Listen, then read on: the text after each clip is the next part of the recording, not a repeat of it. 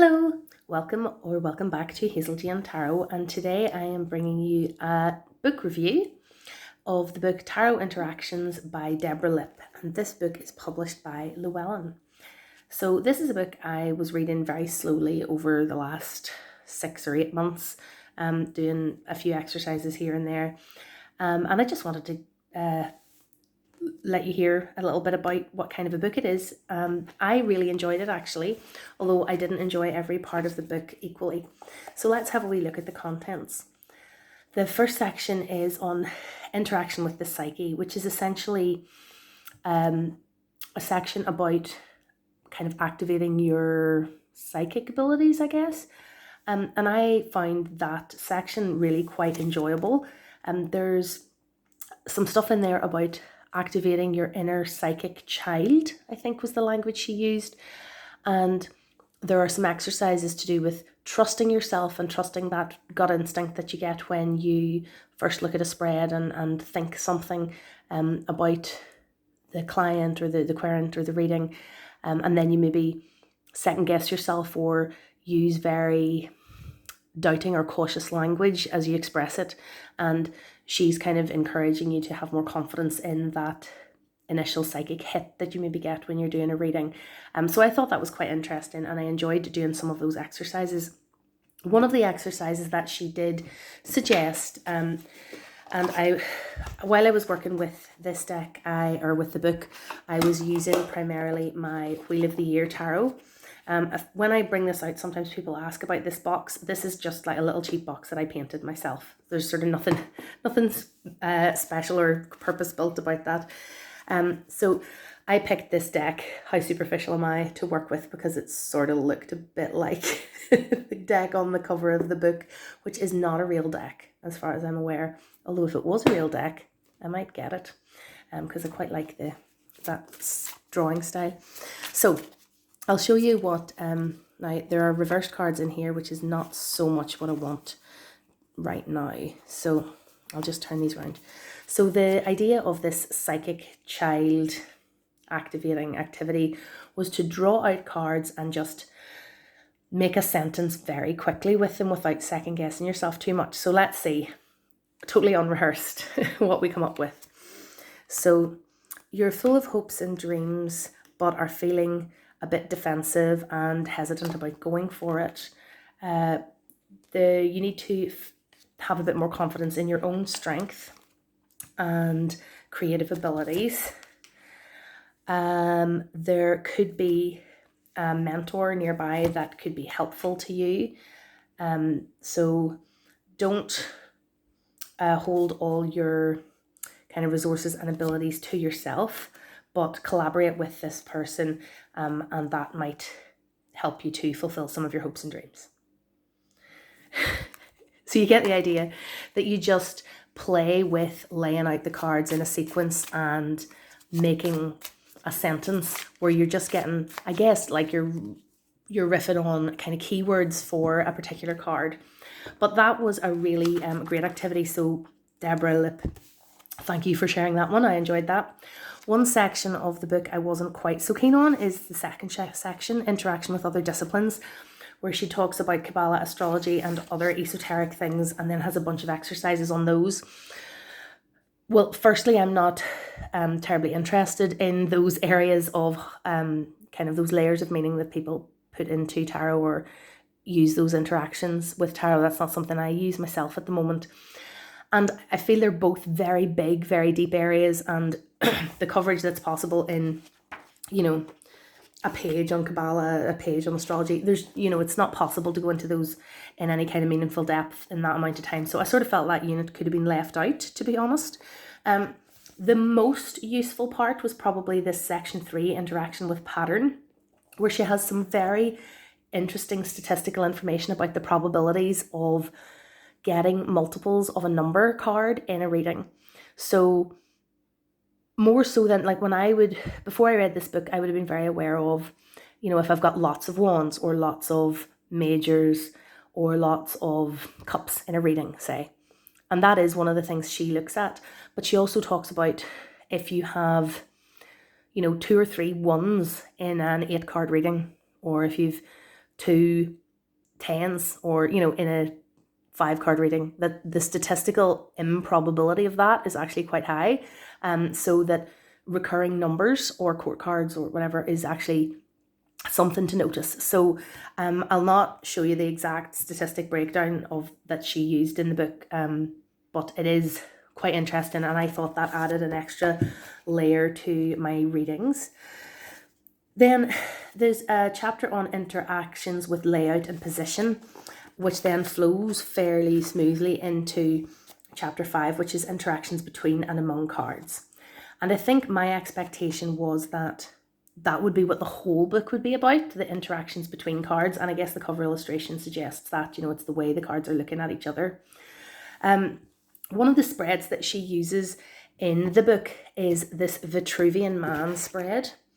So I'll see if I can find that to show you. So it's based on this illustration of the Vitruvian Man by Da Vinci, and she has this very interesting spread based on that, which I'll show you now, and the idea of card interactions that she's using with that. So back to the Wheel of the Year tarot, which is a low Scarabeo deck, I think. So she suggests you turn the cards over in like the layout of a 5-point star, which I maybe don't have enough room for here, and then one in the middle. It took me a while to kind of work out the logic of this layout, you know, the drawing of the star and how you go from one bit to the next. But so the idea is that you're drawing the star this way and into the middle. So you're kind of following the shape that you would if you were drawing it with a pencil. And it's hard to get zoomed out far enough for you to actually see the whole spread there. So that's the spread, and the positions within this spread are, so the top, the head is sort of where you're at with the current situation. And then the 2 hands are what you've been doing and what you should be doing. And then the 2 feet are where you've been and where you're going. And then the heart of the matter is kind of like the message from spirit. So the interactions that Deborah Lipp would be suggesting that you're looking for is things like who's looking at who, or, you know, so I can see here that the Hermit is looking straight at the Queen of Pentacles here. And that here in this where you're going position, we've got 2 people who are kind of looking towards each other, and 2 people who are looking towards each other, both one on top of the other. And the way the staffs are coming down around this one, and this kind of is quite enclosed as well, like they're sort of mirror the shape in a way.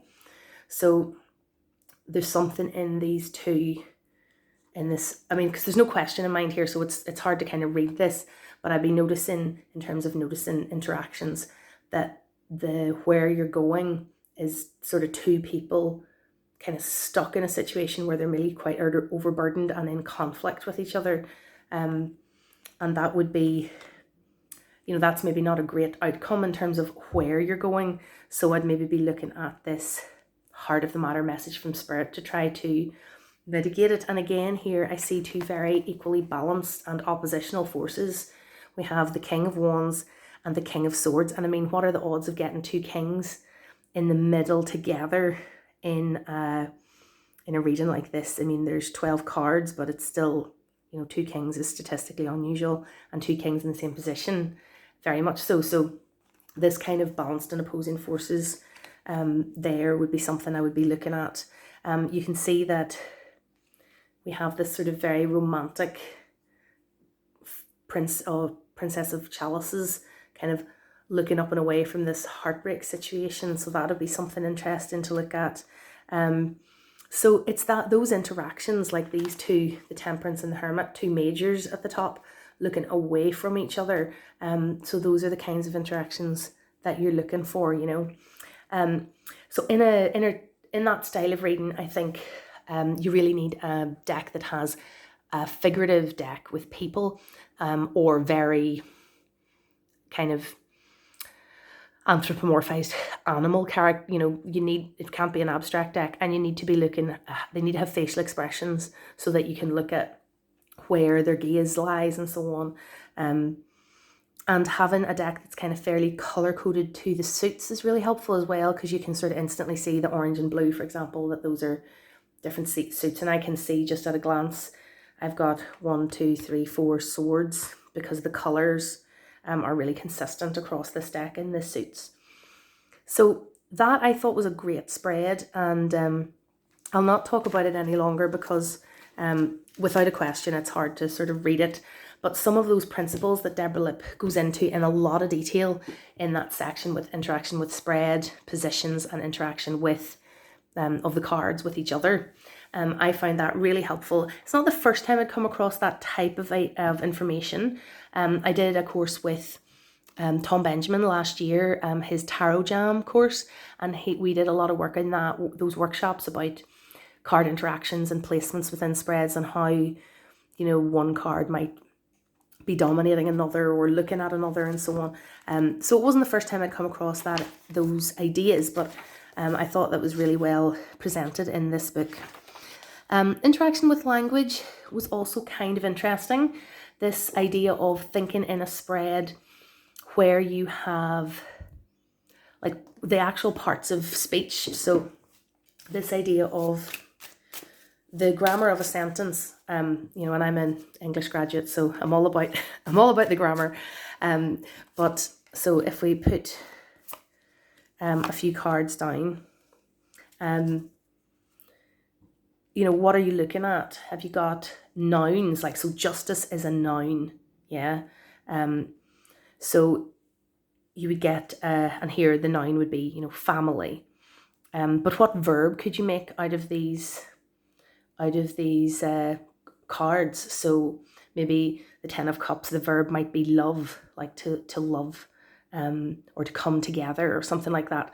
Or if you were going to turn it into an adjective, you might be thinking loving or something like that. But this idea that if you're trying to create a narrative out of a set of cards, that it's helpful to have a sense of where your querent is in the spread, but also, what sort of actions are being taken. So in the 8 of Chalices, this is much more of a verb card. The idea is leave, would be maybe the key word or the principal idea that's jumping out. With death, maybe your verb there is change. But with the 4 of Cups, we might be thinking the adjective bored or disengaged, or the noun ennui or something like that. So it's thinking about, what's the story? So who's the subject of the story in terms of a noun, a verb, what are they doing, the adjectives, how are they feeling? And that can help you to kind of create a story with the cards. So I thought that was super useful as well. And then the last chapter was about interaction with Querent. And as I haven't really read professionally very much, this is less relevant for me, although I do occasionally read for people that I know. But this was, I think if you were going to be thinking about reading professionally, was a really super useful section, and about thinking about different questions that querents have and different issues that might arise. The last section I didn't enjoy as much, interaction with experimentation and play. There are some games and so on to try. There's another book that I've read, which is Jamie Elford's book, which I can't remember the name of right now, but I'll put the name of it below.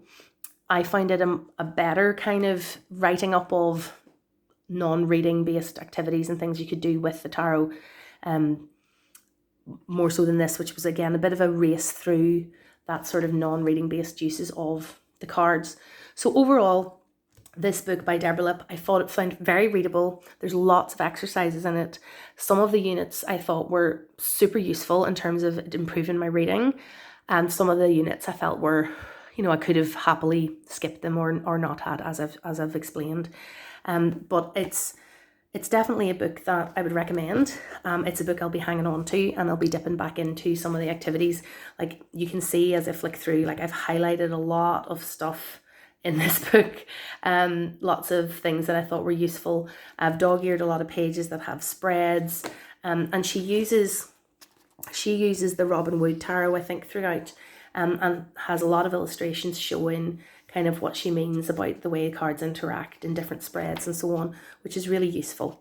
So all in all, this is a book I've very much enjoyed, and yeah, if you've read it, let me know if you enjoyed it, didn't enjoy it, if you think this is the kind of thing you would enjoy, or if you can recommend any other books that are like that. Not a beginner's tarot book, but a book for working on and developing your tarot skills once you're already kind of established your tarot knowledge. I would love to hear your recommendations below. Thanks for watching. Bye.